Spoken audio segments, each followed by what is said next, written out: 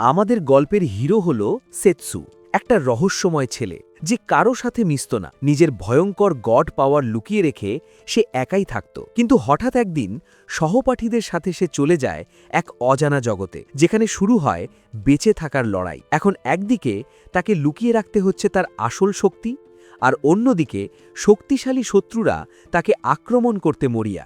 গল্পের শুরু এক সাধারণ দিনে। সেতসু চাষে বসে একটু শান্তি খুঁজছিল, তখন তার সাথে কথা বলতে আসে ইউহি। তারপর তার চুল নিয়ে খেলা শুরু করে। সেতসু বলে, আমার সাথে কথা বলার চেষ্টা করুন, না হলে মানুষ আমাদের নিয়ে কথা বলতে শুরু করবে। ঠিক তখনই আকাশ অন্ধকার হয়ে গেল, আর একটা বিশাল পোর্টাল খুলে গেল। চোখের পলকে সবাই এক খোলা মাঠে। যখন বাকি স্টুডেন্টরা কি হচ্ছে, কোথায় আসলাম বলে কান্নাকাটি করছিল, সেতসু তখন মনে মনে বলছে, ব্যাটারা, আমি জানি আমরা কোথায়। হঠাৎ দেখা গেল একদল দানবীয় ডেমন তাদের দিকে তেড়ে আসছে। সবাই তো ভয়ে দৌড়ানি শুরু করল, কিন্তু আমাদের হিরো সেতসু মূর্তির মতো দাঁড়িয়ে। একটা ডেমন একদম কাছে চলে আসতেই ইউ তাকে ধাক্কা দিয়ে সরালো। তখন সেতসু সবার অলক্ষ্যে তার হাতের আঙুল দিয়ে একটা টোক্কা বা ফ্লিক মারল, আর সেই বিশাল ডেমন উড়ে গিয়ে পড়ল বহু দূরে। ইউ তো অবাক, কিন্তু সেতসু দেরি না করে তাকে টেনে নিয়ে ক্লাসের সবার সাথে দৌড় দিল। মাঠের অপাশে দেখা গেল একদল নাইট আর মেজ। তারা তাদের ফায়ার ম্যাজিক দিয়ে ডেমনদের কচুকাটা করছে। সেতসু দূর থেকে ফিল করতে পারল যে এই ডেমনগুলোকে কোনো একটা শক্তিশালী অভিশাপ দিয়ে কন্ট্রোল করা হচ্ছে। ঠিক তখনই ঘোড়ায় চড়ে এন্ট্রি নিল ইরুকা, আর তার সাথে যোগ দিল গ্রেইন। তারা দুজনে মিলে ডেমনদের সাফ করে দিল। সব শান্ত হওয়ার পর ডেস্টিনিয়ার রাজা তাদের স্বাগত জানিয়ে বললেন, তোমরাই হলে সেই ভাগ্যের হিরো যারা মানবজাতিকে ডেমনদের হাত থেকে বাঁচাবে। স্টুডেন্টরা তো কনফিউজড। তখন রাজকুমারী এসে বললেন যে 5 বছর আগেও একজন হিরো এভাবেই এসে পৃথিবী বাঁচিয়েছিল। সে সবার কাছে সাহায্য চাইল। স্টুডেন্টরা তখন নিজেদের মধ্যে হাসাহাসি করছে, ভাই, কল অফ ডিউটি খেলা আর তলোয়ার চালানো কি এক কথা? কিন্তু বাইরে ওই দানবদের কাছে যাওয়ার চেয়ে রাজপ্রাসাদে থাকা ভালো মনে করে সবাই রাজি হয়ে গেল। ছেলেরা গ্রেইনের কাছে তলোয়ার চালানো, আর মেয়েরা ইরুকার কাছে ম্যাজিক শিখতে শুরু করল। ইউ একাই প্রথম ম্যাজিক অ্যাক্টিভেট করতে পারল। সেতসু এসব দূরে দাঁড়িয়ে দেখছিল। সে যখন চলে যেতে নিচ্ছিল, তখন ইরুকার সাথে তার দেখা। সেতসু এমনভাবে কথা বলছিল যেন ইরুকা তার কতকালের চেনা বন্ধু। ইরুকা তো ক্ষেপে লাল। সে বলল, নতুন এসেছিস বলে বেশি ভাব নিবি না, সম্মান দিয়ে কথা বল, নয়তো খবর আছে। সেতসু তাকে চ্যালেঞ্জ করে বলল, পারলে ঠেকিয়ে দেখা। ইরুকা তার কাঠের তলোয়ার নিয়ে চার্জ করল, কিন্তু সেতসু একদম প্রো লেভেলে সেটা ডজ করে ইরুকার পেছনে একটা লাভেবল চড় বা লাভ ট্যাব বসিয়ে দিল। ব্যাস, ইরুকার সব গরম পানি হয়ে গেল। সেতসু যখন জিজ্ঞেস করল, এখনও চিনতে পারিসনি আমাকে, অমনি ইরুকার মাথা ঘুরে গেল। সে তো সেতসুকে দেখে পুজো করা শুরু করে দিয়েছে। পরের দৃশ্যেই দেখা গেল ইরুকা খুশিতে গদগদ হয়ে সেতসুর চেয়ার হয়ে বসে আছে। সেতসু ভাবছে, ভাই, এই মেয়ে তো আগের চেয়েও বেশি পাগল হয়ে গেছে। গ্রেইন তো পুরাই হা করে তাকিয়েছিল। তখন ইরুকা তাকে জানিয়ে দিল যে, আরে ভাই, এই সেই লেজেন্ডারি হিরো যে 5 বছর আগে আমাদের বাঁচিয়েছিল। গ্রেইন প্রথমে একটু কনফিউজ থাকলেও ইরুকা যেভাবে সেতসুর সেবা যত্ন করছিল, মানে তার চেয়ার হয়ে যাওয়া, সেটা দেখে তার আর বুঝতে বাকি থাকলো না যে ডাল মে কুচ কালা হ্যায়। সবাই মিলে থিয়ার ল্যাবে গেল তাকে এই সুখবরটা দিতে। কিন্তু থিয়া হলো আরও এক কাঠি সরস। সে বলল, আরে আমি তো সেতসু ঢোকার আগেই তার গায়ের গন্ধ শুকে বুঝে গেছি এটা ওই ব্যাটাই। সেতসু তো এসেই তার জিনিসের ওপর হামলে পড়ল, আর থিয়াও তার নতুন পটনি বানাতে বানাতে তাকে ওয়েলকাম জানালো। এরপর ইরুকা আর সেতসু ক্যাসেলের দেয়ালের ওপর দাঁড়িয়ে রাজ্যের ভিউ নিচ্ছিল। দেয়ালে একটা বিশাল বিস্ফোরণের দাগ দেখে সেতসুর মনে পড়ে গেল তৌমার সাথে তার সেই ভয়ঙ্কর ডুয়েলটার কথা। ভাই রে, সে কি এক এনার্জি ব্লাস্ট ছিল! সেতসু জিজ্ঞেস করল, তৌমা কই? ও কি এখনও এখানে আছে? ইরুকা বলল, সেতসু যখন এই দুনিয়া ছেড়ে গিয়েছিল ঠিক তখনই তৌমাও ভ্যানিশ হয়ে গেছে। সেতসু ভাবল, ওই যে ডেমনদের ওপর একটা কার্স বা অভিশাপ দেখল সে, ওটা নির্ঘাত তৌমার কাজ, কারণ ওই লেভেলের ম্যাজিক এই দুনিয়ায় একমাত্র তৌমা ছাড়া আর কেউ জানে না। পরদিন থ্রোন রুমে হঠাৎ রাজামশাই খেপে গিয়ে বললেন, সব ডেমনদের মেরে তক্তা বানিয়ে দেব, চলো যুদ্ধ করি। গ্রেন বেচারা বাধা দেওয়ার চেষ্টা করল যে ডেমনদের কাছে যে মেসেঞ্জার পাঠানো হয়েছে সে না আসা পর্যন্ত ওয়েট করা উচিত, কিন্তু রাজকুমারী ফোড়ন কেটে বলল, মেসেঞ্জার তো এতক্ষণে ডেমনদের নাস্তা হয়ে গেছে। এরপর সব পারিষদ মিলে রাজাকে সাপোর্ট দিল। সেদিন সন্ধ্যায় সেতসু দেখল ইউ একা একা ম্যাজিক প্র্যাকটিস করছে। মেয়েটার মন খুব খারাপ। সেতসু জিজ্ঞেস করতে ইউ বলল, আমার এই ম্যাজিক দিয়ে যুদ্ধ করতে একটুও ভালো লাগছে না। কিন্তু পরক্ষণেই সে আবার জোশ নিয়ে বলল, তবে তোমার জন্য আমি নিজেকে আরও শক্তিশালী করব যাতে তোমাকে প্রোটেক্ট করতে পারি। বাহ রে ভালোবাসা! যুদ্ধ তো এখন অনিবার্য, তাই সেতসু ঠিক করল সে একাই সব থামাবে। গ্রেন আর বাকিরা তার সাথে যেতে চাইলেও সেৎসু তাদের মানা করে দিল। সে বলল, যদি তোমা সত্যিই শয়তানি করে এখানে অ্যাটাক করে তাহলে তোমাদের এখানে থাকতে হবে। সেৎসুর এখন দরকার তার সেই পুরানো তলোয়ারটা, যেটা ক্যাসেলের ভেতরে কোথাও আছে। পরদিন থিয়ার সাহায্যে তারা ক্যাসেলের ভেতরে ঢুকল। ইরুকা এক পাহারাদারকে এমন ঘুষি মারল যে সে বেচারা পটল তুলল। তারপর তারা তাকে ডাস্টবিনে ভরে দিয়ে ভেতরে ঢুকল। কিন্তু বেশিক্ষণ লুকোনো গেল না। অন্য গার্ডরা ওই অজ্ঞান গার্ডকে খুঁজে পেয়ে অ্যালার্ম বাজিয়ে দিল। ভাই, এটা তো পুরাই ফাসাদ। সারা ক্যাসেলের সব নাইট এখন তাদের খুঁজছে। গ্রেন আর থিয়া মিলে নাইটদের ডিস্ট্র্যাক্ট করল, আর সেৎসু ইরুকাকে টেনে নিয়ে সেখান থেকে পালালো, যাতে ইরুকার কারো মুখ না ফাটায়। রাজ্যের একদম শেষ মাথায় এক ব্রিজের ওপর সেৎসু আর ইরুকা বিদায় নিচ্ছিল। ঠিক তখনই ইউ এসে হাজির। সেৎসু তাকে সব সত্যি কথা খুলে বলল যে তাকে এখন যেতেই হবে। ইউ তো কান্নাকাটি শুরু করে দিল, সেও সাথে যাবে। কিন্তু আমাদের সেৎসু তখন একটা কিলার সিগমা পোজ দিয়ে বলল, আমি যা করছি তোমার সুরক্ষার জন্যই করছি। ইউ তাকে জড়িয়ে ধরে নিজের ম্যাজিক দেখিয়ে প্রমিস করল যে সে অনেক শক্তিশালী হয়ে উঠবে, যেন একদিন সেৎসুকে সে প্রোটেক্ট করতে পারে। গল্প এবার চলে গেল 5 বছর পেছনের এক জুয়েলারি শপে। সেখানে পিচ্চি রুড়ি দেখছিল তার দাদু এক কাস্টমারের সাথে দামাদামি করছে। রুড়ি ভাগল কাস্টমার বুঝি কিপটে, কিন্তু সেই কাস্টমার যখন পেমেন্ট করল, দাদু তো খুশিতে বাকবাকুম, কারণ ওই টাকা দিয়ে তার বাকি জীবন পায়ের ওপর পা তুলে কেটে যাবে। কাস্টমার চলে যাওয়ার পর রুড়ি যখন দাদুকে তার ওই লম্বা চওড়া সম্মান আর আদর্শের ভাষণগুলোর কথা মনে করিয়ে দিল, দাদু তো হেসে হেসেই বলল, আরে নাতনি, দুনিয়াতে সব কিছুরই একটা দাম আছে। 5 বছর পর দাদুর জানাজা শেষ করে রুড়ি ঠিক করল সে একাই বংশের এই ব্যবসা সামলাবে। এক রাতে রুড়ি তার মালপত্র ডেলিভারি দিতে একটা বন্দর শহরের দিকে যাচ্ছিল। হঠাৎ তার ঘোড়াটা বিপদের গন্ধ পেয়ে থেমে গেল। পর মুহূর্তেই কোত্থেকে এক বিশালাকার ডেমন শুয়োর এসে তাকে গাড়ি থেকে ছিটকে ফেলে দিল। রুড়ি নিজের জীবনের মায়া ছেড়ে আগে হামাগুড়ি দিয়ে গিয়ে দেখল তার সবচেয়ে দামি পার্সেলটা ঠিক আছে কিনা। সে ভুলেই গিয়েছিল যে কয়েক ইঞ্চি দূরেই একটা রক্তপিপাসু জানোয়ার তাকে ডিনার বানানোর জন্য হাঁ করে দাঁড়িয়ে আছে। রুড়ি যখন দেখল পালানোর পথ নেই, সে তখন শুয়োরটার সাথে দামাদামি শুরু করল। সে যখনই রুড়ির উপর ঝাঁপ দিতে যাবে, তখনই আমাদের হিরো সেৎসু আকাশ থেকে পড়ে এক আছাড় দিয়ে শুয়োরটাকে ঠান্ডা করে দিল। সেৎসু যখন রুড়ির খবর নিতে গেল, মেয়েটা ভাবল সে বুঝি টাকার জন্য এসেছে। সে কেঁদে কেঁদে তার অভাবের গল্প শুরু করল। সেৎসু তাকে টেনে তুলল, আর রুড়ি লক্ষ্য করল এই লোকটাকে দেখতে হুবহু 5 বছর আগের সেই ক্লায়েন্টের মতো। সেৎসু যখন জানতে চাইল সে কেন একা কোনো বডিগার্ড ছাড়া ঘুরছে, রুড়ি আবার তার ফকিরনির কাসন্দি ঘাটা শুরু করল। সেৎসু তাকে গুড লাক জানিয়ে চলে যেতে নিচ্ছিল, কিন্তু রুড়ি তাকে বডিগার্ড হওয়ার আবদার করল। অনেক কান্নাকাটি আর মিনতির পর সেৎসু রাজি হল তাকে বন্দর পর্যন্ত পৌঁছে দিতে। মাঝপথে বাকি মালপত্র ফেলে রেখে তারা একটা ঘোড়ায় চড়ে রওনা দিল। সেৎসু ওই স্পেশাল প্যাকেজটা দেখতে চেয়েছিল, কিন্তু রুড়ি তাকে কিচ্ছু দেখালো না। সকালে তারা শহরে পৌঁছালো। রুড়ি তাকে জানালো 5 বছর আগে যুদ্ধ শেষ হওয়ার পর এই শহরে ব্যবসা বাণিজ্য কেমন রমরমা হয়ে উঠেছে।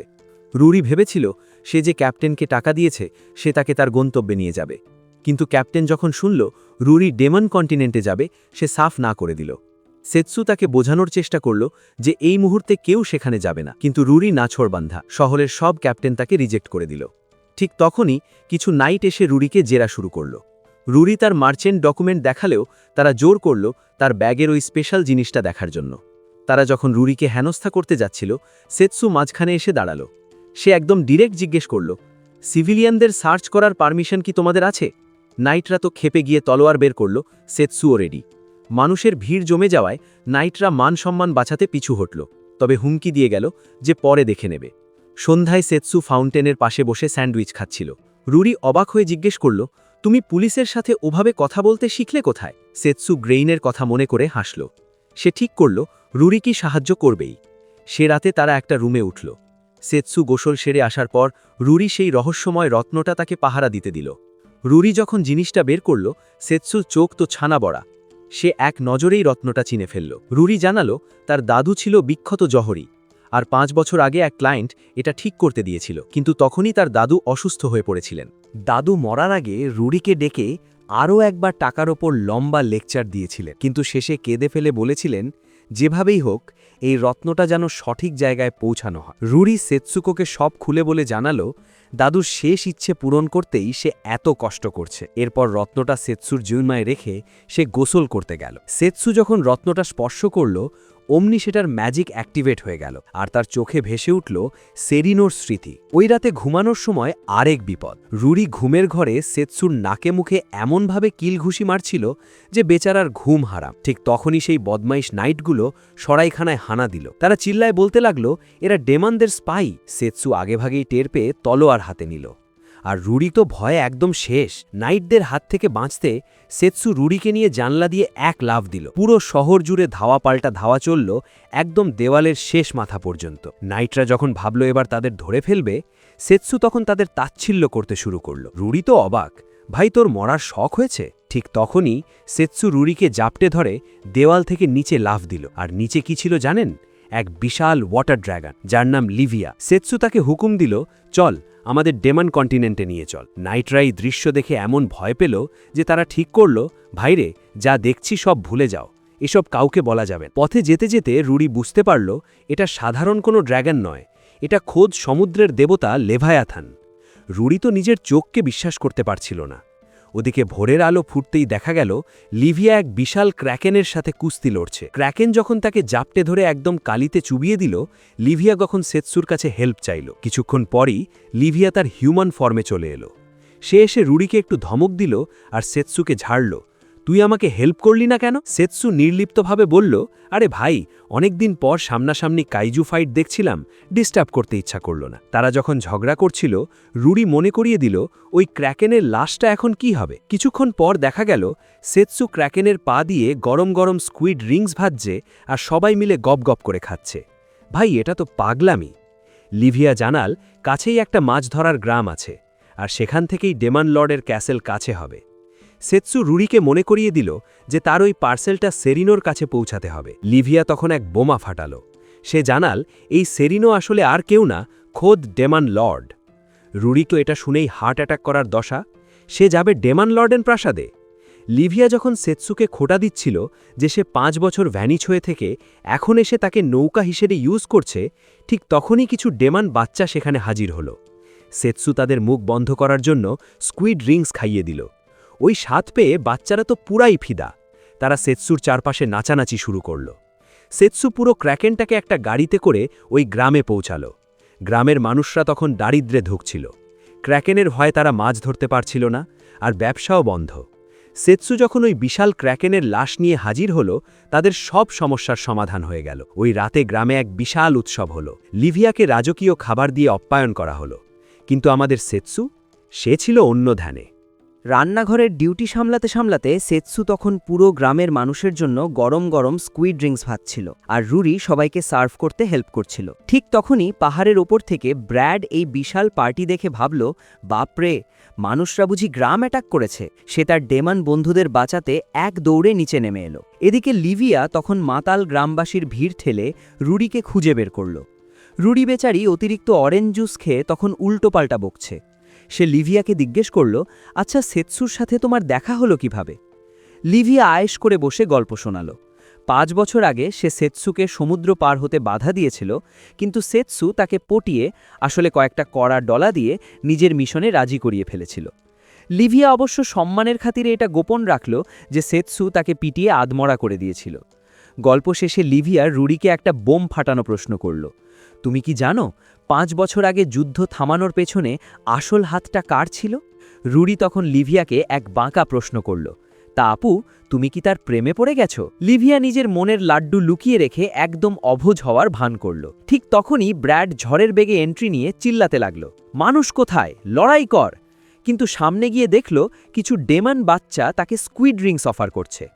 পরে ব্র্যাড তার এই ভুল এন্ট্রির জন্য ক্ষমা চাইল আর সেতসুর সাথে দেখা করল। সেতসু অবাক হয়ে জিজ্ঞেস করল, ক্যাসেল ছেড়ে তুমি এখানে কি করছো? ব্র্যাড তখন আসল কাহিনী খুলে বলল। সে লিভিয়া আর সেতসুর কাছে সাহায্য চাইল সেরিনোকে বাঁচানোর জন্য। সে জানালো সেরিনোকে জোর করে তুরান নামের এক লোকের সাথে বিয়ে দেওয়া হচ্ছে। লিভিয়া ভাবল এটা তো সুখবর, কিন্তু ব্র্যাড বুঝিয়ে বলল এই বিয়ে আসলে একটা বশ্যতা শিকারের অভিশাপ, সাবজুদেশন কার্স। একটা জাদুকরি পাথর ব্যবহার করে সেরিনোকে কন্ট্রোল করা হচ্ছে, যা এমনকি ডেমন লর্ডও ঠেকাতে পারছে না। ব্র্যাড আরও জানালো যে 1 মাস আগে মানুষরা ডেমনদের একটা উপকূলীয় শহর দখল করেছে। এই বিপদের সময় হুট করে তুরান এসে হাজির হয় আর বলে যে সে এই যুদ্ধ থামিয়ে দেবে, কিন্তু শর্ত একটাই, সেরিনোকে তাকে বিয়ে করতে হবে। রুরি জানালো এই তুরান আসলে দুনিয়ার সবচেয়ে ধনী ব্যবসায়ী। সব ট্রেডিং জাহাজ আর সাপ্লাই চেন তার হাতের মুঠোয়।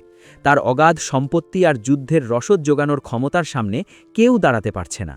এটা শুনে সেতসুর রেগে আগুন হয়ে ব্র্যাডের কলার চেপে ধরল, তোমরা কি তুরানের এই অন্যায়ের কাছে মাথা নত করছো? তারা যখন তর্ক করছিল, লিভিয়া তাদের মনে করিয়ে দিল যে সেরিনো কথা দিয়েছিল সে শান্তি বজায় রাখবে, আর সেই শান্তির জন্যই আজ সে আত্মত্যাগ করছে। সেতসু আর দেরি করল না, সে আর লিভিয়া বনের ভেতর দিয়ে পাগলের মতো দৌড়ানো শুরু করল ক্যাসেলে পৌঁছনোর জন্য। কিন্তু পথে একের পর এক দানব তাদের বাধা দিতে শুরু করল। ওদিকে ঘাটে দাঁড়িয়ে ব্র্যাড তাদের সাবধান করে দিল। ব্র্যাড তখন এক মারাত্মক তথ্য দিল, এই ক্যাসেলের পথে পথে তুরানের পোষা গুন্ডারা ইচ্ছা করে দানব ছেড়ে রেখেছে যাতে কেউ পৌঁছতে না পারে। কিন্তু লিভিয়া তো পানি দেবতা, সে হাতের এক ইশারায় সব দানবকে কচুকাটা করতে করতে এগোতে লাগল।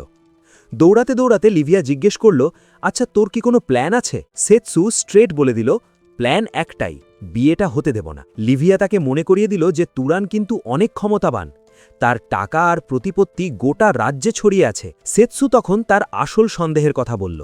সে নিশ্চিত যে এই পুরো যুদ্ধটা তুরানের সাজানো নাটক। ব্র্যাড যে ইনভেশনের কথা বলেছে সেটার সাথে সেতসু আর তার ক্লাসমেটদের আসার দিনের ঘটনার হুবহু মিল আছে।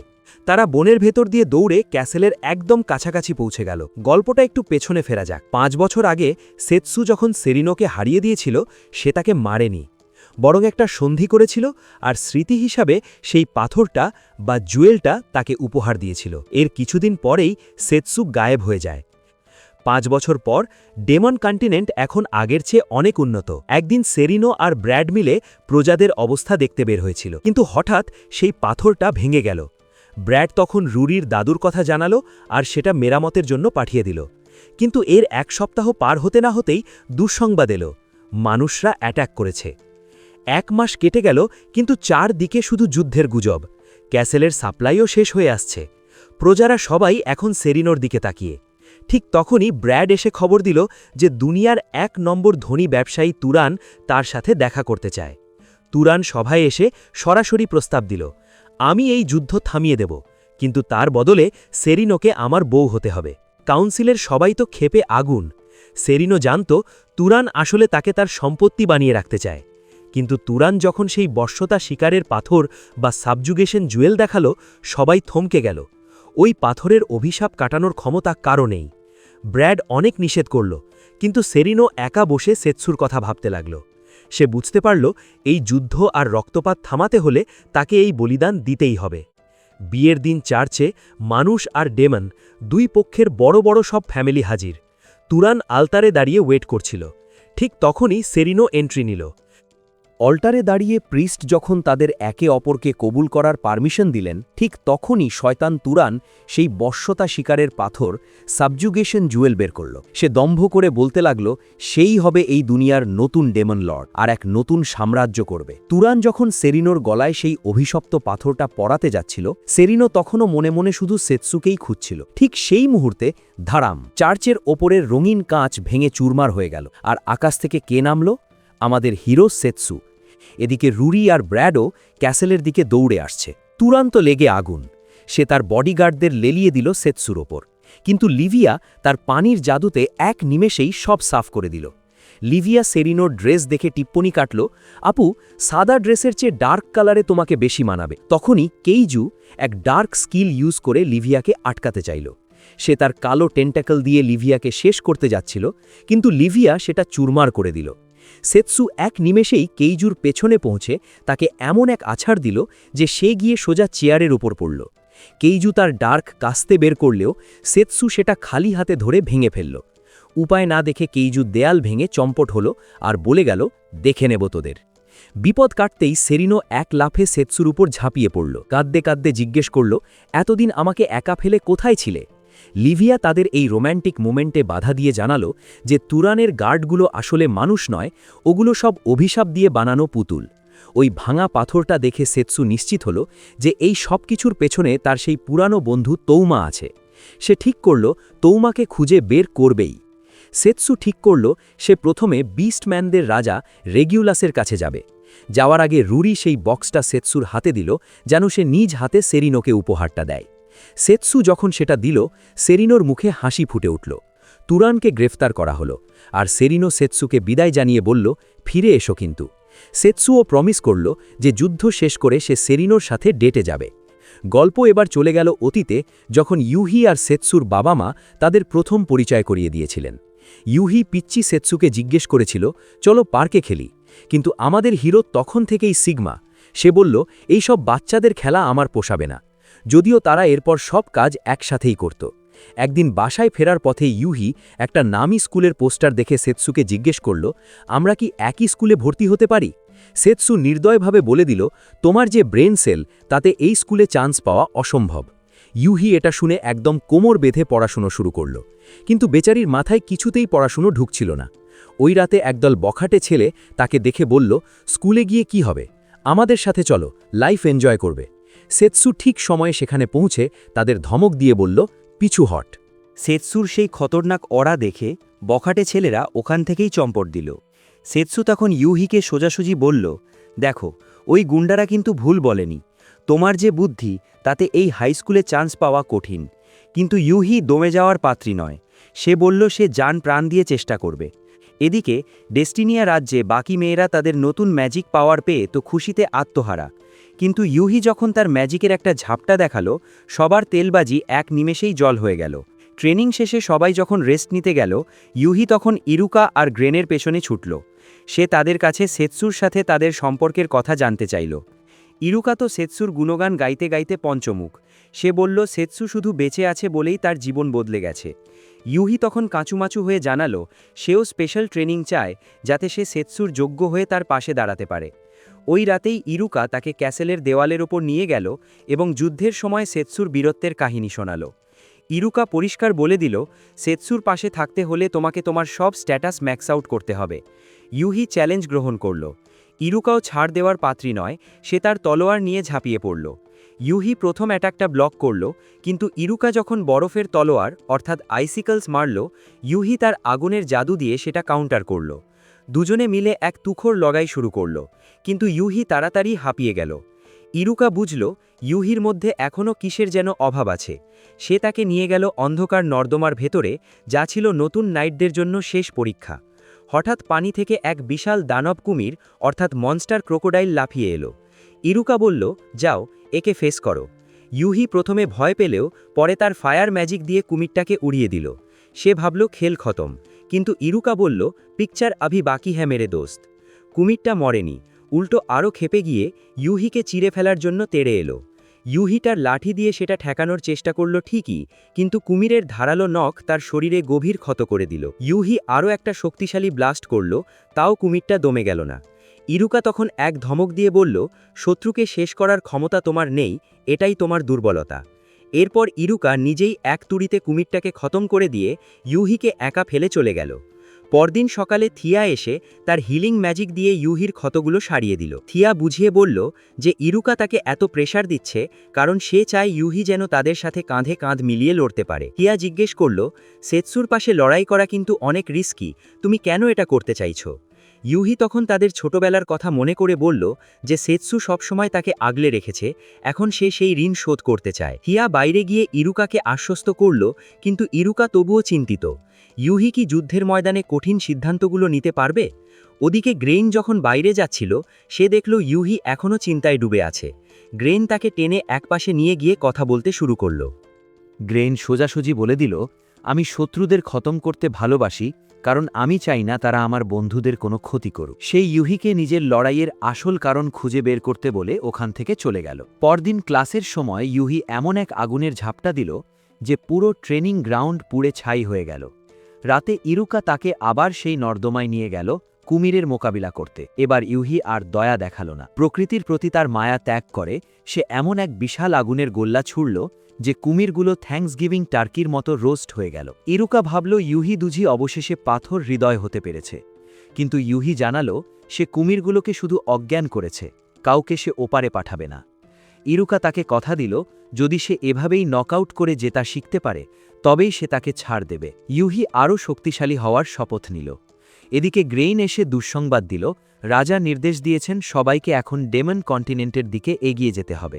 সবাই যার যার প্রস্তুতি নিতে শুরু করল। বিস্টম্যান কন্টিনেন্টের পথে সেৎসু লিভিয়াকে বকা দিচ্ছিল, কারণ সে খালি গপগপ করে খাচ্ছিল। লিভিয়া উল্টো ঝাড়ি দিয়ে বলল, সমুদ্রের বন্দরে না পৌঁছানো পর্যন্ত আমি তো কোনো কাজের না, তাই খেয়ে দিয়ে নিচ্ছি। সেৎসু যখন তাকে এক লাফে সেখানে নিয়ে যেতে বলল, লিভিয়া ম্যাজিক্যাল এনার্জি নষ্ট করার অজুহাতে সাফ না করে দিল। হঠাৎ তাদের গাড়িটা থেমে গেল। সেৎসু তলোয়ার হাতে নিল, কিন্তু দেখল দুটো মেয়ে লিফট চাইছে। তাদের মধ্যে একজন হল এলিস। এলিস সেৎসুকে দেখেই চিনতে পারল এবং 5 বছর পর তাকে দেখে চোখের পানি ধরে রাখতে পারছিল না। সেৎসু লিভিয়াকে জানালো, গতবার যখন সে এখানে এসেছিল এলিস তাকে অনেক হেল্প করেছিল। এলিস যখন সেৎসুর শেখানো স্পেশাল টেকনিকগুলোর গল্প দিচ্ছিল, লিভিয়া তখন সন্দেহের চোখে তাকাতে শুরু করল। ঠিক তখনই এমার এসে নিজের পরিচয় দিল। এলিস জানালো তারা 2 বোন। সেৎসু তো অবাক, আগেরবার তো তোমার কোনো বোন ছিল না। এলিস বলল এর পেছনে একটা কারণ আছে। এরপর সেৎসু তার 5 বছরের গায়েব হওয়ার পুরো কাহিনী তাদের শোনাল। সেৎসু চাইল এলিস যেন তাদের সাথে বিস্টম্যান কন্টিনেন্টে চলে, কিন্তু এলিস মানা করে দিল। এমার জানালো এটা আসলে তাঁর দোষ। সেৎসু চলে যাওয়ার পর এলিস দানব শিকারের কাজ শুরু করেছিল। এক ছোট গ্রামে ড্র্যাগনের উপদ্রব কমাতে গিয়ে তার সাথে এমারের দেখা হয়। এমারের ভাই ড্র্যাগন আসার পর থেকেই নিখোঁজ। এলিস এমারকে একা ফেলে যেতে পারেনি, তাই সে তাকে বোন বানিয়ে সেখানেই থেকে গিয়েছিল। সেৎসু যখন রসিকতা করে জিজ্ঞেস করল, ড্র্যাগন কি তোমার ভাইকে নাস্তা বানিয়ে ফেলেছে? লিভিয়া তাকে ধমক দিয়ে বলল, ভাই একটু তো দয়া মায়া রাখো। কিন্তু এলিস এক রহস্যময় তথ্য দিল। সে জানালো, ড্র্যাগন আসার পর থেকে যেসব গ্রামবাসী নিখোঁজ হয়েছে সেখানে কোনো ধস্তাধস্তির চিহ্ন নেই। তার মানে তাদের খুব সন্তর্পে উধাও করে দেওয়া হচ্ছে। অ্যালিস তখন সেই পুরনো দিনের কথা মনে করল।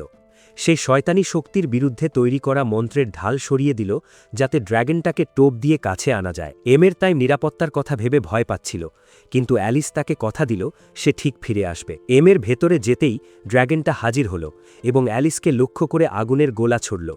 কিন্তু অ্যালিস জাস্ট প্রো লেভেলে সেটা ডজ করে ড্র্যাগনটাকে তলোয়ার দিয়ে এক কোপ বসিয়ে দিল। ড্র্যাগনটা পালিয়ে গেলে অ্যালিস সেটার পিছু নিল, কিন্তু বনের ভেতর ওটাকে হারিয়ে ফেলে সে যখন গ্রামে ফিরল দেখল পুরো গ্রাম ফাঁকা। এমের ছাড়া আর কেউ নেই। গ্রামের সবাই কোথায় উধাও হয়ে গেল? এই ধাঁধার উত্তর খুঁজতে অ্যালিস সেৎসু আর লিভিয়ার সাহায্য চাইল। লিভিয়া তার আজব সব থিওরি দেওয়া শুরু করল। হয়তো কোনো জাদুকর তাদের জম্বি বানিয়ে ইনভিজিবল করে রেখেছে। সেৎসু লিভিয়ার মাথায় একটা টোকা দিয়ে তার বুদ্ধি লাইনে আনল। এরপর লিভিয়া বলল, হয়তো কোনো সাইরেন তার গান দিয়ে সবাইকে ভুলিয়ে নিয়ে গেছে। কিন্তু সেৎসু মনে করিয়ে দিল, ভাই এটা পাহাড়ি এলাকা, এখানে সমুদ্রের সাইরেন আসবে কোত্থেকে? তখন এমের হুট করে বলে বসল, লিভিয়ার মতো সামুদ্রিক দানবদের একটা আলাদা গন্ধ থাকে, যা ডেমনরা সহজেই চিনতে পারে।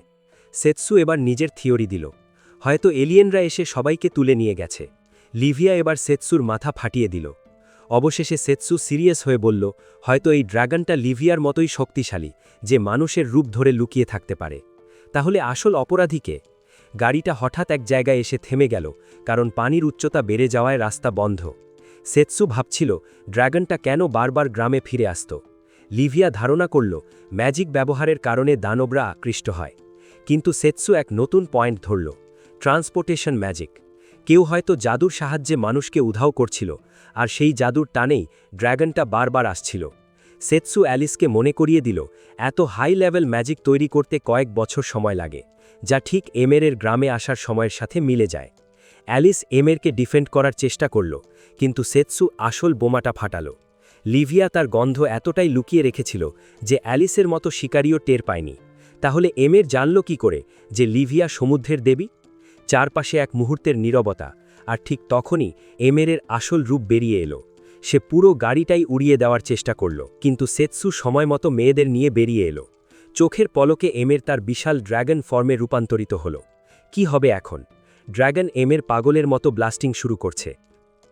সেৎসু একদম ঠিক সময় এলিসকে ধাক্কা দিয়ে সরালো, আর এমের তখন পাগলা ড্র্যাগনের মতো চার্জ করছে। লোভিয়া তার জাদুকরী শক্তি দিয়ে সেৎসুর তলোয়ারকে পাওয়ার আপ করে দিল, আর সেই তলোয়ারের এক কোপে এমেরের নিজের ব্লাস্ট তার গলাতেই ফেরত পাঠিয়ে দিল। ভাই এটা তো পাগলামে। এমের পালানোর চেষ্টা করল, কিন্তু এলিস ঠিক সময় লাফ দিয়ে তার তলোয়ার এমেরের গায়ে বসিয়ে দিল। মুহূর্তের মধ্যেই এমের রূপকথার ধুলোয় পরিণত হল। ওই রাতে সেতসু লোহিয়ার পিঠে চড়ে এলিসকে গ্রামে রেখে আসার কারণ ব্যাখ্যা করল। সে চায় এলিস নিজেই গ্রামবাসীদের খুঁজে বের করার পথ খোঁজুক। এদিকে এলিস গ্রামে ফিরে এমেরের বাড়ি তল্লাশি করছিল। ঠিক তখনই এমের আর পোষা দানবদের নিয়ে হাজির। এলিস তলোয়ার উঁচিয়ে গ্রামবাসীদের খবর চাইল। এমের হাসতে হাসতে বলল, গ্রামবাসীদের তো যুদ্ধের জাদুকরী সৈনিক বানাতে ব্যবহার করা হয়েছে, সে নাকি তৌমার হয়ে কাজ করছে। কয়েকদিন পর বিস্টম্যান কন্টিনেন্টের এক উপকূলীয় শহরে শিরোনেকো বাড়ি ফেরার চেষ্টা করছিল, কিন্তু গ্রামের লোকেরা তাকে ভালোবাসার উপহার হিসাবে এত খাবার দিচ্ছিল যে সে আর ধরে রাখতে পারছিল না। শিরোনেকো তার অসুস্থ বোন মিনেকোর অনেক যত্ন করে। মিনেকোর কাশি বাড়লে শিরোনেকো তাকে ওষুধ খাইয়ে দেয় আর জড়িয়ে ধরে প্রমিস করে, বোন, আমি তোকে ঠিক সুস্থ করে তুলব। পরদিন সকালে এক নাবিক সেতসুর ওপর ক্ষেপে গিয়ে বলল, কোনো নৌকা পাওয়া যাবে না, যাও এখান থেকে। সেতসু লোভিয়াকে আবার নৌকা হওয়ার জন্য তৈরি হতে বলল, আর লোভিয়া চিল্লাতে লাগল, 3 দিন ধরে তোকে পিঠে নিয়ে ঘোরা কি মুখের কথা? সেতসু যখন আদর করে তার মাথায় হাত বুলিয়ে দিল, লোভিয়ার রাগ জল হয়ে গেল। কিন্তু তখনই নাবিকরা তাদের একটা নৌকা দিতে রাজি হল। লোভিয়া তো কনফিউজড। শিরোনেকো তখন ওখান দিয়ে যাওয়ার সময় একটা সরাইখানায় ঢুকল। সেখানে কুরোইনু তাকে মিনেকোর নতুন ওষুধের বোতল দিল। শিরোনেকো ধন্যবাদ দিতেই কুরোইনু তাকে সেতসুর একটা ওয়ান্টেড ছবি দেখালো। মিশন হল সেতসুকে তার সৃষ্টিকর্তার কাছে পাঠানো। কুরোইনু বলল, এই কাজটা করতে পারলে মিনেকোর সারা জীবনের চিকিৎসার টাকা হয়ে যাবে। ঠিক তখনই সেতসু আর লোভিয়া সরাইখানায় ঢুকল। শিরোনেকো সেতসুকে এক পলক দেখেই বেরিয়ে গেল। সেতসু আর লোভিয়া একটা ঘর চাইল একটু আরাম করার জন্য, কিন্তু লোভিয়ার পেটে ছুঁচো ডলছে। তারা কুরোইনুর কাছে রেস্টুরেন্টের খোঁজ চাইল।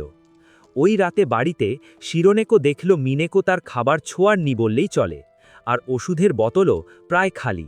শিরোনেকো মিনেকোকে বলল, বোন, আমার আজ রাতে একটা শেষ কাজ আছে। সেতসু আর লোভিয়া যখন গভীর ঘুমে আচ্ছন্ন, কুরোইনু সরাইখানা বন্ধ করে পেছনের দরজায় শিরোনেকোর সাথে দেখা করল। শিরোনেকো মনে মনে ঠিক করে ফেলেছিল যে সেতসুকে খতম করে যে টাকা পাবে সেটা দিয়ে সে, মিনেকো আর কুরোইনু মিলে নতুন এক জীবন শুরু করবে। কুরোইনু কাকে উৎসাহ দিল এবং সরাইখানার চাবি হাতে ধরিয়ে দিল। শিরোনেকো ঘরে ঢুকেই তার ধারালো নখ বের করে বিছানার ওপর ঝাঁপিয়ে পড়ল। কিন্তু বিছানা ফাড়ার পর সে বুঝল, আরে, এটা তো একটা বিভ্রম। ঠিক তখনই সেতসু এক স্পিন কিক মেরে শিরোনেকোকে জানলা দিয়ে বাইরে পাঠিয়ে দিল। সেতসু নিচে নেমে শিরোনেকোকে জিজ্ঞেস করল, তুই কি তৌমার লোক? শিরোনেকো কোনো উত্তর না দিয়ে তার বিস্ট আর্মস অ্যাক্টিভেট করল। সে আগুনের গোলা ছুড়লেও সেতসু তার তলোয়ার দিয়ে সেটা 2 ভাগ করে ফেলল। এরপর সেতসু এক লাফ দিয়ে তাকে মাঝ আকাশেই একটা সিগমা থাপ্পড় বসিয়ে দিল। শিরোনেকোর জ্ঞান ফিরলে সে দেখল সে তার নিজের বাড়িতে শুয়ে আছে। মিনেকো তাকে শান্ত করে জানালো যে সেতসু আর লিভিয়াই তাকে বাড়িতে পৌঁছে দিয়েছে। সেতসু শিরোনেকোর ওষুধের বোতলগুলো দেখে সব বুঝে ফেলল। সে জানালো মিনেকো আসলে অসুস্থ নয়, বরং তাকে একটা প্রাণঘাতী অভিশাপ দিয়ে তিলে তিলে মারা হচ্ছে। শিরোনেকো নিজের ভুল বুঝতে পেরে সেতসুর পায়ে পড়ে ক্ষমা চাইল আর বোনকে বাঁচানোর আকুতি জানালো। সেতসু অভিশাপ শোষণ করার জন্য তার বিশেষ তলোয়ার বের করল। ঠিক তখনই কুরোইনু সেখানে হাজির হয়ে সেতসুর দিকে নিনজা স্টার ছুড়ল। শিরোনেকো মাঝখানে বাড়িয়ে সেতসুকে প্রোটেক্ট করল। কুরোইনু ক্ষেপে গিয়ে শিরোনেকোকে অপমান করতে শুরু করল, কিন্তু লিভিয়া এবার ময়দানে নামল। সে বলল, আমাকে ইগনোর করার ফল হাতে নাতে পাবি। কুরোইনু তার শ্যাডো ক্লোন দিয়ে লিভিয়াকে ঘিরে ফেলল, কিন্তু লিভিয়া তো সমুদ্রের দেবী। সে পানির বল্লম দিয়ে সব ক্লোন চুরমার করে দিল। ভাই, এটা তো পাগলামি। কুরোইনু যখন দেখল সে এক দেবীর পাল্লায় পড়েছে, তখন সে তার আসল রূপ দেখালো। শিরোনেকো কাঁদতে কাঁদতে জিজ্ঞেস করল, আপু, তুমি না আমাদের বড় বোন হতে চেয়েছিলে, কেন এমন করলে? কুরোইনু তাচ্ছিল্য করে বলল, তোর ওই বিড়ালের মাথায় গোবর ভরা, আমি তৌমার সবচেয়ে বিশ্বস্ত চাকর। লিভিয়া তাকে 3 সেকেন্ড সময় দিল সত্যি কথা বলার জন্য। কুরোইনু তখন তৌমার আসল প্ল্যান ফাঁস করল। তৌমা নাকি সব প্রজাতিকে ধ্বংস করে নিজে ভগবান হতে চায়। লিভিয়া যখন জানতে চাইল একজন মানুষ হয়ে সে এটা কিভাবে করবে, কুরোইনু তখন এক ভ্যানিশিং অর্ব ফাটিয়ে ধোঁয়ার মধ্যে অদৃশ্য হয়ে গেল। সেতসু যখন ঘর থেকে বেরিয়ে এলো, শিরোনেকো এক দৌড়ে গিয়ে মিনেকোকে জড়িয়ে ধরল। মিনেকো এখন একদম চনমনে, কারণ সেতসু তার শরীর থেকে সব অভিশপ্ত জাদু বের করে নিয়েছে। সেতসু সেই অভিশপ্ত নেকলেসটা লিভিয়াকে দেখিয়ে তৌমার ভগবান হওয়ার শখ নিয়ে হাসাহাসি করে ওটা ভেঙে চুরমার করে দিল। সেতসু তখন প্রতিজ্ঞা করল যেভাবেই হোক সে তৌমাকে থামাবে। নতুন সফর সঙ্গী নিয়ে ভোর হতেই সেতসু আর লিভিয়া একটা ছোট নৌকায় করে বিস্টম্যানদের রাজধানী অভিমুখে রওনা দিল রাজা রেগুলাসের সাথে দেখা করতে। কিন্তু মাঝপথে সে শিরোনেকো আর মিনেকোকে দেখতে পেয়ে নৌকা থামাতে বলল। দুই বোন জানালো তারা সাথে থাকতে চায়, কারণ রাজধানীর অলিগলি তাদের চেনা, আর মিনেকোও চেয়েছিল কুরোইনুর সাথে আরও একবার কথা বলতে। সেতসু লিভিয়ার পারমিশন নিয়ে তাদের নৌকায় তুলে নিল। গল্পের একটু অতীতে ফিরলে দেখা যায় সেতসু একবার রেগুলাসের মেয়ে রোয়ের সাথে লড়ছিল। মেয়েটা ছোট হলে কি হবে, মুখে খই ফুটত। সে কিছুতেই সেতসুকে ওস্তাদ অর্থাৎ মাস্টার হিসেবে মানতে চায়নি। শেষে সেতসু তার তলোয়ার দিয়ে তার সব দেমাগ ঝেড়ে দিয়েছিল। বর্তমানে বিস্টম্যানদের থ্রোন রুমে এক বিশাল ক্যাচাল চলছে।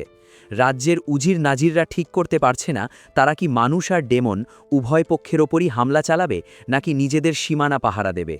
রাজা রেগুলাস তো বিরক্ত হয়ে প্রায় ক্ষেপেই যাচ্ছিলেন।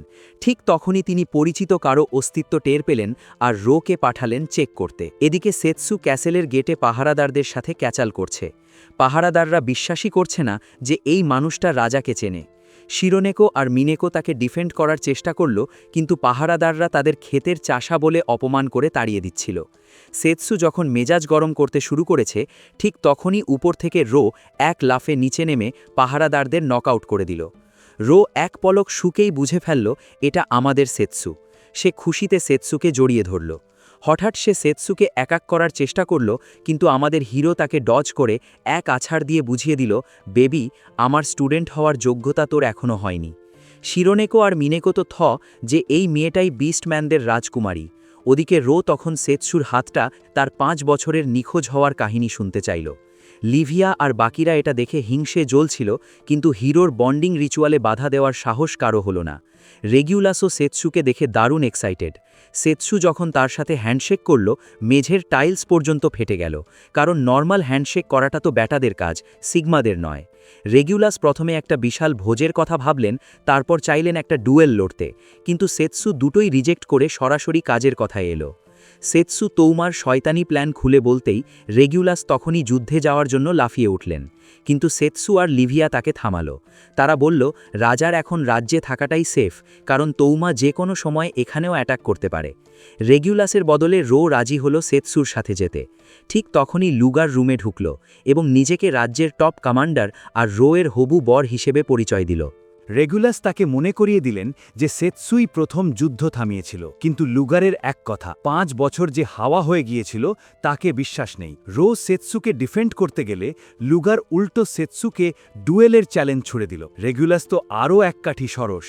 তিনি ঘোষণা করলেন যে যে জিতবে সেই রোকে বিয়ে করবে। সেতসু বেচারা তো আকাশ থেকে পড়ল।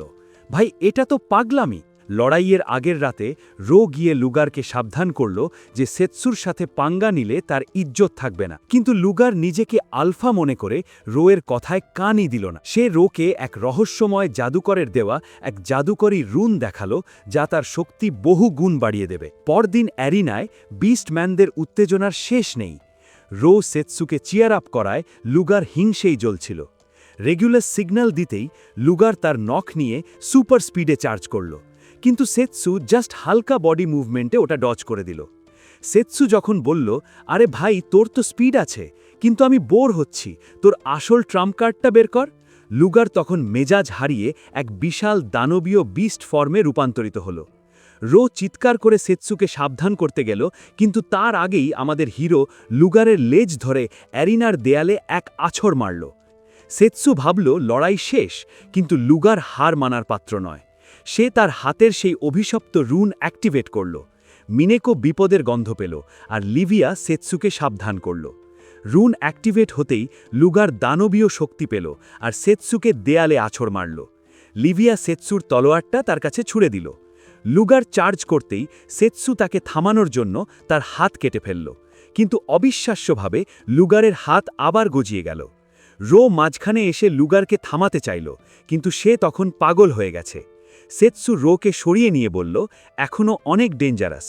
সেতসু যখন তার সেই অভিশাপ শোষণের তলোয়ারটা বের করতে যাবে, ঠিক তখনই চারপাশ অন্ধকার হয়ে গেল, আর চোখের পলকে লুগারের মাথা শরীর থেকে আলাদা হয়ে গেল। ধোয়ার আড়াল থেকে বেরিয়ে এলো স্বয়ং তৌমা। সে এসে সেৎসুকে নির্লজ্জের মতো জিজ্ঞেস করল, বন্ধু, তুমি ঠিক আছো তো? তৌমাকে গালমন্দ শুরু করল, কারণ সেই লুগারকে ধোঁকা দিয়েছিল।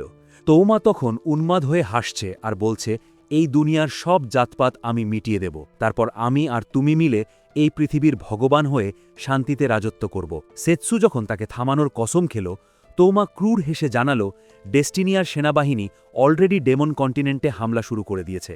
এই বলেই সে ভ্যানিশ হয়ে গেল। ওদিকে বেচারা লুগারের ব্রেন সেল আর রিজেনারেট হলো না। দারুণ টুইস্ট, তাই না? গল্প এবার চলে গেল 10 বছর পেছনে। সেৎসু আর তৌমা যখন প্রথমবার এই দুনিয়ায় হিরো হিসেবে সামান হল, তখন তারা দুজনই ছিল কিং কর্তব্য বিমূঢ়। রাজা যখন তাদের ভগবানের পাঠানো ত্রাণকর্তা বলে তেল দিচ্ছিল, সেৎসু সোজাসুজি ঝাড়ি দিয়ে বলল, নিজের কাজ আমাদের ওপর চাপানো বন্ধ করেন। সেৎসু শুরু থেকেই শান্ত আর প্র্যাকটিক্যাল ছিল। সে তৌমাকে বুঝিয়েছিল যে এই দুনিয়াটা তাদের চেনা দুনিয়ার চেয়ে 1000 গুণ বেশি ডেঞ্জারাস, তাই এখানে টিকে থাকতে হলে লড়তেই হবে। সে তৌমার সাথে প্রমিস করেছিল যে তারা দুজনেই বেঁচে থাকবে। সেৎসু যখন তৌমাকে সাথে নিয়ে যুদ্ধ থামানোর স্বপ্ন দেখালো, তৌমা প্রথমে ঘাবড়ে গেলেও পরে সেৎসুর কথায় রাজি হয়ে ফিস্ট বাম্প করল। কিছুদিন পর সেৎসু দুনিয়া ভ্রমণে বেরিয়ে গেল, গ্রেন আর ইরুকাদের সাথে। তৌমা তখনও দুর্বল ছিল, তাই সে ক্যাসেলে থেকে গেল ট্রেনিং করতে। কয়েক বছরের কঠোর পরিশ্রমে সে পরিচিতি পেল সিলভার হিরো হিসেবে। তার আন্ডারে একদল অনুগত সৈন্য তৈরি হল, যারা তৌমার জন্য প্রাণ দিতেও রাজি ছিল। কিন্তু একদিন এক মন্দিরে আক্রমণ করার সময় তৌমার ভাগ্য বদলে গেল। মন্দিরের ভেতর এক রহস্যময় রত্ন দেখে সে এগিয়ে গেল। মন্দিরের পুরোহিতরা প্রাণ ভিক্ষা চাইলেও তৌমা পৈশাচিক হাসি দিয়ে তাদের শেষ করে দিল। ঠিক তখনই ওই রত্নটা তৌমার মনে সেৎসুকে নিয়ে করা সব পুরনো স্মৃতি আর প্রমিস এমনভাবে উলটপালট করে দিল যে তৌমা নিজের ওপর নিয়ন্ত্রণ হারিয়ে ফেলল। যখন তার জ্ঞান ফিরল, সে দেখল সে নিজের সব বিশ্বস্ত সৈন্যদের একাই খতম করে ফেলেছে। তৌমা তখন পুরোপুরি সাইকো হয়ে গেল। ঠিক সেই মুহূর্তে এক নাইট এসে খবর দিল যে মানুষ আর ডেমনদের মধ্যে শান্তি চুক্তি সই হতে চলেছে। শান্তি চুক্তির খবর শুনে তৌমা যখন দেখল রাজা আর নেতারা ওই এলাকা দিয়েই যাচ্ছেন, তখন সে হঠাৎ ভিড়ের মধ্যে সেৎসুকো দেখতে পেল। সে অবাক হয়ে দেখল যে বন্ধুকে সে এতদিন খুঁজছিল, সে এখন রাজাদের সাথে মিলে শান্তি স্মৃতিস্তম্ভ উন্মোচন করছে। সে রাতে সবাই যখন উৎসবে মেতেছে, তৌমা ছাদের ওপর গিয়ে সেৎসুকো অভিনন্দন জানালো। সেৎসু স্বভাবসুলভ ঢঙে বলল, আরে ভাই, আমি তো জাস্ট সারা দুনিয়া ঘুরে বেরিয়েছি আর সুন্দরী মেয়েদের সাথে একটু বন্ডিং করেছি, যাতে তারা মারামারি বন্ধ করে শান্তিতে থাকে। তৌমাকেও সে অভিনন্দন জানালো সিলভার হিরো হওয়ার জন্য। ইরুকা যখন সেৎসুকো পার্টির জন্য ডাকল, সেৎসু যাওয়ার সময় তৌমাকে শুভকামনা জানালো। কিন্তু তৌমা তাকে থামিয়ে দিল। সে আবেগপ্রবণ হয়ে বলল, চল আমরা আমাদের আগের দুনিয়ায় ফিরে যাই। আমি মন্দিরে এমন এক কলোয়ার পেয়েছি যা দিয়ে আমরা ঘরে ফিরতে পারব। কিন্তু সেৎসু সোজাসুজি মানা করে দিল। সে বলল, এত কষ্ট করে যুদ্ধ থামানোর পর এখন ফিরে যাওয়াটা হবে চরম বোকামি। সেৎসুর এই কথা তৌমার কলিজায় তীরের মতো বিঁধল। তৌমার মনে হলো সেৎসু তাকে একা ফেলে দিচ্ছে। ঠিক তখনই ওই অভিশপ্ত রত্ন বা জেম তৌমার বুক্ষকে শক্তিতে বদলে দিল। তৌমা পুরোপুরি সাইকো হয়ে গেল। সে গর্জে উঠে বলল, যদি তুমি না যাও তবে আমি সব প্রজাতিকে শেষ করে দেব, যাতে কেউ আমাদের ডিস্টার্ব করতে না পারে। শুরু হলো দুই বন্ধুর মহাযুদ্ধ। তলোয়ারের ঝনঝনানিতে আকাশ কেঁপে উঠল। ইরুকা দূর থেকে আগুনের ফুলকি দেখে চিৎকার করে উঠল। তৌমা তখন হিতাহিত জ্ঞান হারিয়ে সেৎসুর বন্ধুদেরও শেষ করার হুমকি দিল। দুই বন্ধুর তলোয়ারের সংঘর্ষে এক বিশাল এনার্জি রিলিজ হল। সেৎসু তৌমার কাঁধে তলোয়ার বসালো ঠিকই, কিন্তু নিজেও পেটে মারাত্মক চোট পেল। এক বিশাল বিস্ফোরণের পর ইরুকারা যখন পৌঁছালো, দেখল সেৎসু ভ্যানিশ হয়ে গেছে, আর তৌমা ফিরে গেছে সেই অন্ধকার ডেমন টেম্পলে। তৌমা যখন মৃত্যুর কোলে ঢলে পড়ছিল, তখন ওই অভিশপ্ত রত্নটা তাকে এক বিভৎস দৃশ্য দেখালো।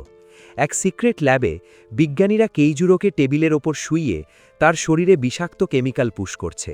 বিলডাসকে ইলেকট্রিক শক দেওয়া হচ্ছে, কুরোইনোর শরীরের অঙ্গপ্রত্যঙ্গ তার বোনেদের সাথে অদলবদল করা হচ্ছে, আর এমআরকে চুবিয়ে রাখা হয়েছে পাগলামি সৃষ্টিকারী কেমিক্যাল বাথে। তাদের এই সীমাহীন কষ্ট আর প্রতিশোধের নেশা তৌমাকে এক নতুন উদ্দেশ্য দিল। সে ওই ল্যাবটা ধুলোয় মিশিয়ে দিল আর ওই বন্দি দানবদের মুক্ত করল। তৌমা তাদের সামনে দাঁড়িয়ে ঘোষণা করল, আমি এই দুনিয়াটাই জ্বালিয়ে ছারখার করে দেব। লুগারকে খতম করার পর তৌমা তার এই নতুন শয়তানি বাহিনী নিয়ে যুদ্ধের ময়দানে নামল। এদিকে ডেস্টিনিয়ার বিশাল যুদ্ধজাহাজগুলো এখন ডেমন কন্টিনেন্টের একদম কাছাকাছি। জেনারেল তার সৈন্যদের উদ্দেশ্যে এক হাড় কাঁপানো স্পার্টান স্টাইল ভাষণ দিচ্ছে, সবাইকে খেপিয়ে তুলছে এক অর্থহীন যুদ্ধের জন্য। ভাই, এটা তো পাগলামি। একদিকে তৌমার পৈশাচিক বাহিনী আর অন্যদিকে উন্মাদ মানুষের সেনাবাহিনী। সেতসুর ক্লাসমেটরা তখন মনে মনে ভাবছে, ভাই, এর চেয়ে বাড়িতে বসে হোমওয়ার্ক করাও ভালো ছিল। জাদুর ডিটেক্টর দিয়ে তারা টের পেল যে ডেমন কন্টিনেন্ট থেকে তৌমারের জাদুকরী সিগন্যাল আসছে।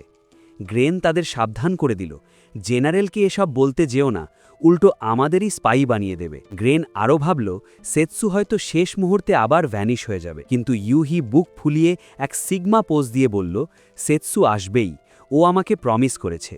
তার এই আত্মবিশ্বাস দেখে ইরুকা আর গ্রেন ঠিক করল সেতসু না আসা পর্যন্ত তারা যুদ্ধটা টেনে লম্বা করবে। জাহাজ যখন তীরে ভিড়ল, ডেমনরা আগুনের গোল্লা দিয়ে তাদের স্বাগত জানালো। গ্রেন আর ইরুকা স্টুডেন্টদের নিয়ে ডেমন ক্যাম্পের পেছনের দিকে চলে গেল, যাতে বড় কোনো মারামারি এড়ানো যায়। জেনারেলের আদেশে জাদুকররা পাল্টা হামলা শুরু করল, আর সৈন্যরা ক্যাম্পের ভেতর ঢুকে পড়ল। ওদিকে পেছনের সারিতে ইরুকা স্টুডেন্টদের বলল, পালাতে থাকা ডেমনদের ওপর হামলা করো না, শুধু নিজেদের বাঁচাও। কিন্তু স্টুডেন্টরা আর কতক্ষণ এনপিসি হয়ে বসে থাকবে? তারা ভাবল, আমরাও তো হিরো। ঠিক তখনই এক বিচ্ছু টাইপের মেয়ে ডেমন সৈন্যের হাতে খতম হতে যাচ্ছিল, কিন্তু ইউহি তার ফায়ার ম্যাজিক দিয়ে তাকে বাঁচিয়ে নিল। একটু দূরে দেখা গেল এক স্টুডেন্ট তার প্রথম কিল করার জন্য এক আহত ডেমনের ওপর তলোয়ার উঁচিয়েছে। ইউহি মাঝখানে দাঁড়িয়ে বাধা দিয়ে বলল, প্লিজ, ওকে মেরো না। ছেলেটা রেগে গিয়ে বলল, দুনিয়াটা রূপকথার গল্প নয় যে সবাই বেঁচে যাবে। ভাই, এটা তো পুরাই ফাসাদ। ঠিক তখনই চারপাশ কেঁপে উঠল, আর আকাশ থেকে সেই বিশাল বর্মধারী নাইটরা পোর্টাল দিয়ে পড়তে শুরু করল। ইউহির মনে পড়ে গেল সেই প্রথম দিনের কথা, যখন সেতসু তাদের বাঁচিয়েছিল। হঠাৎ আর একটা পোর্টাল দিয়ে এক ডেমন মেয়ে বেরিয়ে এলো। দুইজন হিউম্যান সোলজার তাকে জেরা করতে গেলে সে এক নিমিষেই তাদের ওপারে পাঠিয়ে দিল। মানুষরা ভাবল ডেমনরা বুঝি জিতেছে, কিন্তু না, ওই বর্মধারী নাইটরা উল্টো ডেমনদের ওপরই হামলা শুরু করল। ইরুকা আর গ্রেন একটা নাইটকে কুপিয়ে ভেতরে তাকিয়ে দেখল, আরে, এ তো মানুষ, কিন্তু এদের শরীর অভিশাপ্ত জাদু বা কার্সড ম্যাজিক দিয়ে কন্ট্রোল করা হচ্ছে। সবাই যখন হতভাগ, তখন সেই সামুরাই ডেমন মেয়েটা তার হুড খুলল। ওটা আর কেউ নয়, স্বয়ং এলিস। কিন্তু তার চোখ দুটো নিষ্প্রাণ। অ্যামের পাশ থেকে শয়তানি হাসি দিয়ে বলল, কেমন লাগছে এলিসের এই নতুন লোক? ও এখন আমার হাতের পুতুল। ইরুকা রেগে আগুন হয়ে জিজ্ঞেস করল, ওর সাথে তুই কি করেছিস? ইরুকা এমেরের ওপর ঝাঁপিয়ে পড়ল ঠিকই, কিন্তু এমের নিজের জায়গায় অ্যালিসকে ঢাল হিসেবে ব্যবহার করল। ইরুকা অনেক চেষ্টা করল অ্যালিসকে স্বাভাবিক অবস্থায় ফিরিয়ে আনতে। ঠিক তখনই থিয়া আর গ্রেইন যুদ্ধের জন্য পজিশন নিল। এমের নিজের শরীরের রক্ত মাটিতে ছিটিয়ে দিয়ে এক বিভৎস জাদুর খেলা দেখালো। সেই রক্ত রূপান্তরিত হয়ে 4টি দানবীয় দানবে পরিণত হলো। একটা বিশাল জাদুকরী সাপ যখন ইরুকা আর অ্যালিসকে আক্রমণ করতে গেল, ইরুকা চোখের পলকে লাফিয়ে সরে গিয়ে তার আইস ম্যাজিক দিয়ে সাপটাকে চিরনিদ্রায় পাঠিয়ে দিল। ওদিকে গ্রেইনও খুব সহজে দানবীয় এপটাকে খতম করল। এমের দমে না গিয়ে এবার তার বিশাল আর্মার্ড নাইট আর ড্র্যাগনগুলোকে লেলিয়ে দিল, কিন্তু থিয়া তার জাদুর ট্রিপল থ্রেট কম্বো দিয়ে 3টেকেই এক ঝটকায় উড়িয়ে দিল। ইরুকা যখন এমেরের মুখোমুখি হতে চাইল, ইউহি বাকি দানবদের সামলে নিয়ে ব্যাকআপ দিতে ছুটে এলো। এমেরের সব চাল তখন শেষ হয়ে আসছিল, তাই সে শেষ ভরসা হিসেবে অ্যালিসকে পাঠালো তাদের খতম করতে। কিন্তু অ্যালিসের সামুরাই মুভস গ্রেইনের অভিজ্ঞতার কাছে কিছুই না। গ্রেইন অ্যালিসকে মারল না, শুধু নকআউট করে দিল, কারণ সে জানত অ্যালিসের কিছু হলে সেতসু তাকে জ্যান্ত পুঁতে ফেলবে। সুযোগ বুঝে ইরুকা এমেরের উপর চড়াও হল এবং তার তলোয়ার দিয়ে এমেরের ম্যাজিক অর্গান, জাদুর উৎস, এফোড়ো করে দিল। ইরুকা ভেবেছিল খেলা শেষ, কিন্তু এমের আবার উঠে দাঁড়াল। সবাই তো অবাক, ম্যাজিক অর্গান ছাড়া কেউ বাঁচে কিভাবে? এমের পৈশাচিক হেসে বলল যে সেই ল্যাবে এক্সপেরিমেন্টের সময় তার শরীরে প্রত্যেকটা অর্গান 2টো করে বসানো হয়েছিল। তৌমার জন্য জীবন দিতেও সে রাজি। এমের তার শরীরের শেষ শক্তি দিয়ে লিমিট ব্রেকিং স্পেল অ্যাক্টিভেট করে এক বিশাল কাইমেরা তলব করল এবং সেটার সাথে নিজে মার্জ হয়ে গেল। কাইমেরা যখন এক ভয়ঙ্কর এনার্জি ব্লাস্ট করতে যাচ্ছিল, ইউহি আর থিয়া কোনো মতে সেটা ব্লক করল, কিন্তু দ্বিতীয়বার ব্লক করার শক্তি তাদের আর ছিল না। ঠিক তখনই এক মিরাকল ঘটল। অ্যালিসের ওপর থেকে মাইন্ড কন্ট্রোল কেটে গেল, আর সে পেছন থেকে এমেরের পিঠে তলোয়ার চালিয়ে দিল। অ্যালিস কাঁদতে কাঁদতে তার পুরনো বন্ধু এমেরকে জড়িয়ে ধরল এবং মুহূর্তের মধ্যেই এমের পাথরে পরিণত হয়ে গেল। বিপদ কি কাটল? না, ঠিক তখনই মাটি ফেড়ে এক বিশাল অভিশপ্ত হাত বেরিয়ে এলো, আর সেখান থেকে আত্মপ্রকাশ করল ভয়ঙ্কর কেইজুরো। সবাই তখন ক্লান্ত, লড়াই করার মতো অবস্থায় কেউ নেই। ইউহি সিদ্ধান্ত নিল সে একাই সবাইকে প্রোটেক্ট করবে। গ্রেইন আর ইরুকা অনিচ্ছা সত্ত্বেও তাকে পারমিশন দিল। ইউহি যখন তার ম্যাজিক চার্জ করছে আর কেইজুরো তার ওপর ঝাঁপিয়ে পড়তে যাবে, ঠিক তখনই আকাশ চিরে এক বিশাল এনার্জি নিচে নেমে এলো। ধুলো সরতেই দেখা গেল স্বয়ং সেতসু। ওদিকে বিস্টম্যানদের রাজধানীতে রাজা রেগুলাস তার বিশাল সেনাবাহিনী নিয়ে যুদ্ধের ময়দানে রওনা দেবার নির্দেশ দিলেন।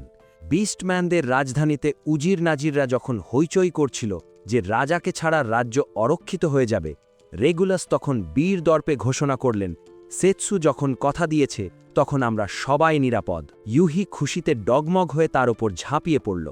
এমনকি সে চুমু খাওয়ার জন্য মুখ এগিয়ে আনলে সেতসু তাকে ঠেলে সরিয়ে দিয়ে রসিকতা করে বলল, আরে ভাই, তোর মুখে তো বাসি গন্ধ। ইউহি একটু লজ্জা পেলেও দমে গেল না। ইরুকা তার ছাত্রীর উন্নতি দেখে বেশ গর্বিত হলেও সেতসু বলল, ভাই, একটা পাগলই আমার জন্য যথেষ্ট। কেইজুরো তো সেতসুকে দেখে দারুণ খুশি। সে তার আলখাল্লা খুলে ফেলে সেই সেরিনোর বিয়ের দিনের লড়াইয়ের কথা মনে করিয়ে দিল। কেইজুরো যখন তার অভিষিপ্ত জাদু কার্সড ম্যাজিক দিয়ে নিজেকে চার্জ আপ করল, সেতসুও এবার একটু সিরিয়াস হল। ইউহি তার জাদুকরী শিল্ড দিয়ে সবাইকে আড়াল করল। কেইজুরো তাচ্ছিল্য করে বলল, এই দুর্বলগুলোকে বাঁচিয়ে তোর লাভ কি? সেতসু তলোয়ার উঁচিয়ে উত্তর দিল, এদের না বাঁচালে আমি ভিলেনদের সাইজ করব কিভাবে? এই বলেই শুরু হলো তাদের বিধ্বংসী লড়াই। অন্যদিকে কুরোইনু তার নিনজা স্টার দিয়ে মানুষ আর ডেমন উভয়কেই উড়িয়ে দিচ্ছিল। হঠাৎ এক বিস্ফোরণে সে পিছিয়ে গেলে সামনে এসে দাঁড়ালো শিরোনেকো আর মিনেকো। মিনেকো রসিকতা করে কুরোইনুর ক্যাটউইম্যান লুকের প্রশংসা করলেও শিরোনেকো তাকে ভালো হওয়ার শেষ সুযোগ দিল। কিন্তু কুরোইনু তো রেগে আগুন। সে তার ব্লেড দিয়ে তাদের আক্রমণ করল। দুই বোন বুঝতে পারল এই আপুকে লাইনে আনতে হলে ভালো মতো ধোলাই দিতে হবে।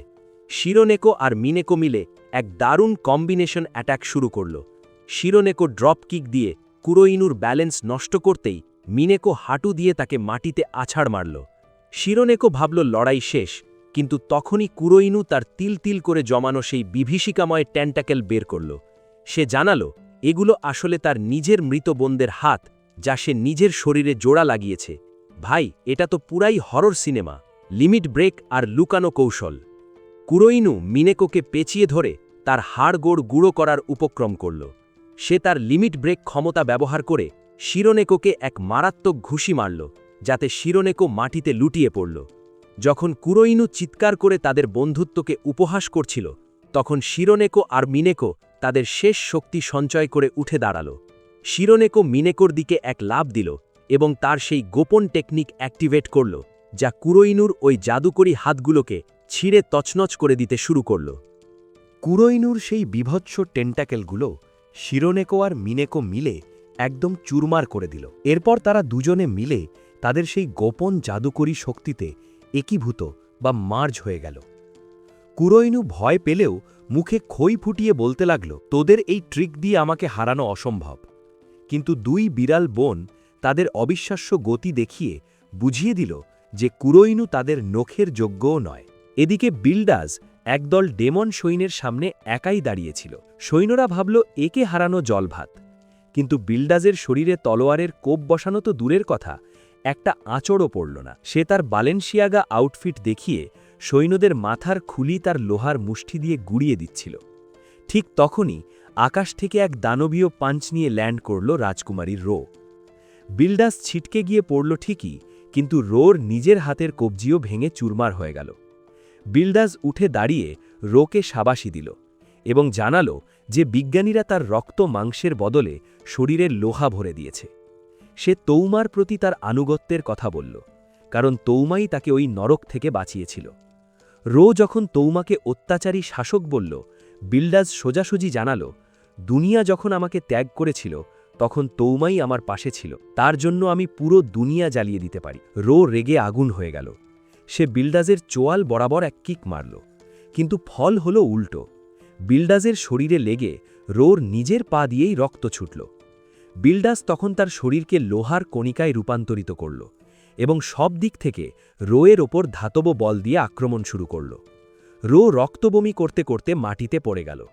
বিল্ডাস ভাবল রো শেষ, কিন্তু সবাইকে অবাক করে রো আবার উঠে দাঁড়াল। সে তার জীবনের ঝুঁকি নিয়ে সব শক্তি এক জায়গায় করল। বিল্ডাস ধাতব বল দিয়ে তাকে থামানোর চেষ্টা করল, এমনকি রোর একটা চোখে আঘাত লাগার পরেও সে থামল না। অবশেষে রো বিল্ডাসকে নিচে ফেলে তার লোহার বুক বরাবর ঘুষি চালানো শুরু করল। বিল্ডাস প্রথমে হাসছিল, কিন্তু হঠাৎ দেখল তার লোহার বডি ফেটে যাচ্ছে। শেষ মুহূর্তে বিল্ডাস রোর শরীরে লোহার স্পাইক ঢুকিয়ে দিল, কিন্তু রো সেই স্পাইকগুলো শরীর থেকে উপড়ে ফেলে বিল্ডাসের লোহার হৃৎপিণ্ড একদম চুরমার করে দিল। লড়াই শেষে যখন রো যন্ত্রণায় কাতরাচ্ছিল, বিল্ডাস অদ্ভুতভাবে এগিয়ে এলো এবং নিজের জাদু দিয়ে রোকে সুস্থ করে তুলল। বিল্ডাস যখন মৃত্যুর কোলে ঢলে পড়ছিল, রো তাকে জিজ্ঞেস করল, কেন তুমি তৌমার সাথে কাজ করছিলে? বিল্ডাস ম্লান হেসে বলল, তৌমা ছাড়া আর কেউ আমার এই লোহার শরীরটাকে আপন করে নেয়নি। সে রোকে লড়াই চালিয়ে যাওয়ার উৎসাহ দিয়ে চির বিদায় নিল। রো চোখের জল মুছে তার লিগেসি এগিয়ে নেওয়ার শপথ করে ওখান থেকে বিদায় নিল। এদিকে সেতসু আর কেইজুরোর লড়াই তখন তুঙ্গে। সেতসু অবলীলায় কেইজুরোর সব অ্যাটাক রুখে দিয়ে বলল, তোর মারের জোর তো একদম বাচ্চাদের মতো, তৌমাকে ডাক, তোকে দিয়ে আর ওয়ার্ম আপ হচ্ছে না। কেইজুরো তখন ক্ষেপে গিয়ে তার লিমিট ব্রেক ক্ষমতা ব্যবহার করে সব শক্তি উজাড় করে দিল। সে সেতসুকে এক মারাত্মক ঘুষি মেরে ধরাশায়ী করার চেষ্টা করল, কিন্তু সেতসু এবার তার আসল রূপ দেখাল। সেতসু তার ফ্যান্টাম স্লাইস অ্যাটাক দিয়ে কেইজুরোর সেই জাদুকরী বর্ম এক নিমেষেই চুরমার করে দিল।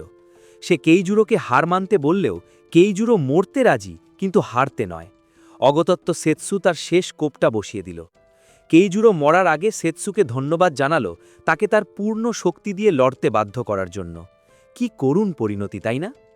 তৌমা যখন টের পেল তার সব সাথীরা হেরে গেছে, সে তার ভয়ঙ্কর অভিশপ্ত জাদু ছড়িয়ে সেরিনোর ক্যাসেলের দিকে রওনা দিল।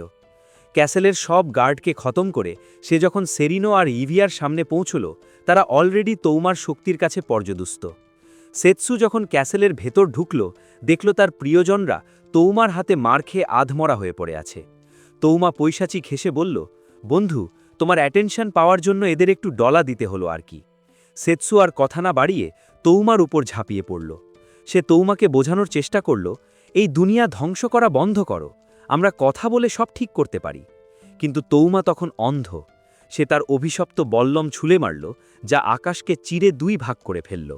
সেরিনো তার জাদুকরী শিল্ড দিয়ে ভাঙা পাথরের হাত থেকে সবাইকে বাঁচানোর চেষ্টা করছিল। সেতসু তৌমাকে সিরিয়াস হতে বলতেই তৌমা জাদুকরী এনার্জি বিম ছুটতে শুরু করল। সেতসু তার ফ্যান্টাম স্লাইস দিয়ে সেগুলো ব্লক করলেও তৌমা কৌশলে সেতসুর পিঠের দিকে অ্যাটাক করে বসল। ধুলো সরলে দেখা গেল তৌমার অ্যাটাকটা সেতসুর গায়ে লেগেছে। কিন্তু সেতসু দমে যাওয়ার পাত্র নয়। সে আবার তেড়ে গিয়ে তৌমার হাতের তলোয়ারটা উড়িয়ে দিল। তৌমা যখন দেখল তলোয়ার দিয়ে কাজ হচ্ছে না, সে এক বিধ্বংসী ম্যাজিক ব্লাস্ট ছুড়ে সেতসুকে দূরে ছিটকে দিল। সেতসু সামলে নেওয়ার আগেই তৌমা তার তলোয়ারকে এক বিশাল মেগা সাইজ ম্যাজিক রিভলভারে বদলে ফেলল। ওই বন্দুকের এক গুলিতে ক্যাসেল ফুটো হয়ে পাশের পাহাড়ে গিয়ে আঘাত করল। সেতসু বুঝল একে এখনই থামাতে হবে। সে দৌড়ে গিয়ে তৌমাকে এক লাথি মেরে বন্দুকের নিশানা সরিয়ে দিল। তৌমা এবার মেজাজ হারিয়ে তার অস্ত্রকে মেশিন গানে রূপান্তর করল এবং ঝাঁকে ঝাঁকে বিস্ফোরক গুলি ছুড়তে লাগল। সেতসু প্রথমে ঢাল দিয়ে নিজেকে বাঁচালেও পরের রাউন্ডে আর পারল না। অগত্যা সে তার সেই বিশেষ অভিশাপ শোষণকারী তলোয়ার বের করল এবং সব গুলি গিলে ফেলল। এরপর দুই তলোয়ার দিয়ে এক ভয়াবহ ফ্যান্টাম স্লাইস মেরে তৌমাকে উড়িয়ে দিল। বিস্ফোরণের ধোঁয়া সরতেই বাকি মেয়েরা ক্যাসেলে এসে পৌঁছল। সেতসুকে সুস্থ দেখে তারা আনন্দে চিৎকার করে উঠল, কিন্তু তাদের এই খুশি দেখে তৌমার 5 বছর আগের সেই হিংসে আবার মাথা চাড়া দিয়ে উঠল। সে উন্মাদ হয়ে তার শরীরের সব অভিশপ্ত জাদু বের করে দিয়ে নিজের ফাইনাল ফর্মে চলে গেল। এখন সে এত স্পিডে গুলি ছুটছে যে সেতসু আর ডজ করতে পারছে না। তৌমা হাসতে হাসতে বলল, কি হলো বন্ধু, স্পিড কমে গেল নাকি? তৌমা যখন দেখল ইরুকা আর গ্রেন সেতসুকে উৎসাহ দিচ্ছে, সে তাদের দিকেই দুই বিশাল এনার্জি বিম ছুড়ে দিল। সেতসু একটা আটকালেও অন্যটা ক্যাসেলের দিকে ধেয়ে গেল। কিন্তু ক্যাসেলের সবাই মিলে তাদের জাদুকরী শক্তি এক করে এমন এক ঢাল তৈরি করল যে তৌমার অ্যাটাক বিফলে গেল। তৌমা যখন রাগে কাঁপছে, সেতসু তখন ডজন ডজন ফ্যান্টাম স্লাইস দিয়ে তাকে ঘিরে ফেলল। তৌমার ঢাল ভেঙে চুরমার হয়ে গেল আর সেতসু আরও দুটো মোক্ষম কোপ দিয়ে তাকে নিচে ফেলে দিল। বাস্টার ক্যানন আর শেষ মরণ কামড় তৌমার সেই অভিশপ্ত রত্ন। জুয়েল তাকে আবার পুরনো যন্ত্রণার কথা মনে করিয়ে দিয়ে তার শরীরকে এক বিশাল বাস্টার ক্যাননে বদলে ফেলল। ওই ক্যাননের এক ঝটকায় সেতসুর ঢাল ভেঙে গেল, আর সেতসু রক্তাক্ত অবস্থায় ব্রিজের ওপর গিয়ে পড়ল। তৌমা অট্টহাসি হেসে বলল, আমি জিতে গেছি। কিন্তু দারুণ টুইস্ট, সেতসু দলটলেতে উঠে দাঁড়ালো এবং এক রহস্যময় ডাইমেনশনাল স্কিল অ্যাক্টিভেট করে তৌমাকে আটকে ফেলল। তৌমা ভয় পেয়ে বাস্টার ক্যানন ব্যবহার করতে চাইলেও দেখল তার জাদু আর কাজ করছে না। সেতসু তখন তার তলোয়ারকে এক বিশাল আর্থ ইটার দানবে রূপান্তর করল, যা তৌমাকে গিলে খেতে শুরু করল। তৌমা প্রাণ ভিক্ষা চাইলেও সেতসুর চোখের সেই শীতল চাউনি দেখে সে বুঝতে পারল আজ তার রক্ষা নেই। মুহূর্তের মধ্যে তৌমা অন্ধকারে বিলীন হয়ে গেল। খানিকক্ষণ পর তৌমার চোখ খুলে গেল। সে অবাক হয়ে দেখল সে তখনও সেই ব্রিজের ওপর বেঁচে আছে। সেতসু শান্ত গলায় বুঝিয়ে বলল, আমি তোকে মারতে চাইনি বন্ধু, আমি শুধু আমার তলোয়ার দিয়ে তোর শরীরের সেই অভিশপ্ত জাদুগুলো চুষে নিয়েছি যা তোকে কন্ট্রোল করছিল।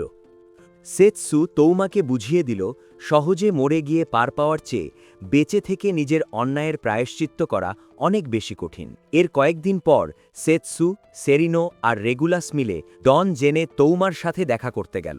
সেতসু জানাল তার শাস্তি হল নিজের সব জাদুকরী শক্তি বিসর্জন দিয়ে একটা ট্রান্সফার স্পেল অ্যাক্টিভেট করা, যাতে তার ক্লাসমেটরা নিজেদের দুনিয়ায় ফিরে যেতে পারে। তৌমা তো অবাক, এত বড় অপরাধের পর এত সহজ শাস্তি। সেরিনো হেসেই বলল, জাদু ছাড়া তুই তো এখন স্রেফ একটা কাঠি মানব। রেগুলাসও অট্টহাসি দিয়ে মজা ওড়াতে ছাড়ল না। সেতসু তাকে নতুন করে বাঁচার সুযোগ দিল। চোখের জল মুছে তৌমা সেই প্রস্তাব মেনে নিল। ডেস্টিনিয়ার রাজকক্ষে তৌমা যখন স্পেল অ্যাক্টিভেট করল, সেতসুর ক্লাসমেটরা খুশিতে লাফালাফি করতে করতে তাদের পুরনো জীবনে ফিরে গেল। বিকেলে ব্রিজের ওপর দাঁড়িয়ে সেতসু তৌমাকে জিজ্ঞেস করল, তুই কেন ওদের সাথে ফিরে গেলি না? তৌমা জানাল সে এখন সারা দুনিয়া ঘুরে দেখতে চায় সে যা যা ধ্বংস করেছে তা মেরামত করা সম্ভব কিনা। সেতসু তাকে শুভকামনা জানিয়ে বিদায় দিল আর প্রমিস করল যে ভবিষ্যতে আবার দেখা হবে। এবার সেতসুরও যাওয়ার সময় হলো, কিন্তু ইরুকা তো কান্নাকাটি শুরু করে দিল। সেও সেতসুর সাথে যেতে চায়। থিয়া আর গ্রেন তাকে বুঝিয়ে শান্ত করল যে তার নিজের দায়িত্ব ছেড়ে যাওয়া ঠিক হবে না। ঠিক তখনই ইউহি তার ব্যাগপত্র গুছিয়ে হাজির হলো। সেতসু আর ইউহি সবাইকে বিদায় জানিয়ে নতুন অ্যাডভেঞ্চারের খোঁজে বেরিয়ে পড়ল। পুরনো বন্ধুদের হালচাল। সফরের শুরুতেই তারা লিভিয়ার সাথে দেখা করতে গেল। লিভিয়া যখন বুক ফুলিয়ে বলছিল যে সমুদ্র এখন একদম নিরাপদ, ঠিক তখনই এক বিশাল ক্র্যাকেন উদয় হয়ে তার সাথে কুস্তি শুরু করে দিল। এরপর তারা গেল সেরিনোর রাজ্যে। সেখানে দেখা গেল রুরির নতুন স্কুইড রিংয়ের দোকান পুরো রাজ্যে সুপারহিট হয়ে গেছে।